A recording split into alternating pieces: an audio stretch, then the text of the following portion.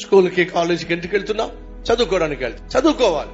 అక్కడికి వెళ్ళి ఏం చేస్తున్నావు? ఆ అమ్మాయికి ఐ లవ్ యూ చెప్తున్నావు, ఆ అబ్బాయికి ఐ లవ్ యూ అని చెప్తున్నావు, 10 మందికి చెప్తున్నావు. ఎవడో ఒక లైన్ లో పడకుండా ఉంటాడని చెప్పి ట్రయల్స్ చేస్తున్నావు.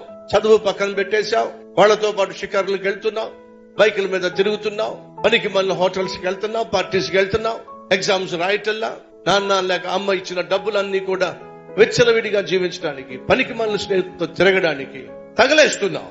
వాస్తవంగా నువ్వు స్కూల్కి వెళ్తుంది ఎందుకు? కాలేజీకి వెళ్తుంది ఎందుకు? చదువుకోవడానికి. కష్టపడి చదువుకొని ప్రయోజకుడు అవుతావని, కష్టపడి చదివి ఒక మంచి ఉద్యోగం సంపాదించి నీ కాళ్ళ మీద నిలబడతావని, అమ్మ నాన్న రెక్కలు ముక్కలు చేసుకొని నీకు ఫీజులు కడుతూ ఉంటే, చదువుకోవాల్సిన బాధ్యత కలిగిన నువ్వు చదువు సంజలను పక్కన పెట్టేసి పనికి మాలిన అలవాట్లకు బానిసవయ్యి, పనికి మాలిన ప్రేమాదోమ అని చెప్పి అమ్మాయిల చుట్టూ అబ్బాయిల చుట్టూ తిరుగుతూ సమయాన్ని పాడు చేసుకుంటూ యవన ప్రాయంలోనే తుచ్చమైన పనులు చేస్తూ ఆరోగ్యాన్ని చెడగొట్టుకొని మనశ్శాంతిని పాడు చేసుకొని డిప్రెషన్ లోనికి వెళ్లిపోయి అమ్మా నాన్న కన్న కలలన్నీ కూడా కన్నీళ్లుగా మార్చేస్తే ఎలా బాగుపడతావు? ఒకసారి ఆలోచించు. దేవుడు నీకంటూ ఒక బాధ్యతనిచ్చినప్పుడు ఆ బాధ్యత నిర్వర్తిస్తేనే దేవుడు నిన్ను దీవిస్తాడు. మర్చిపోకండి.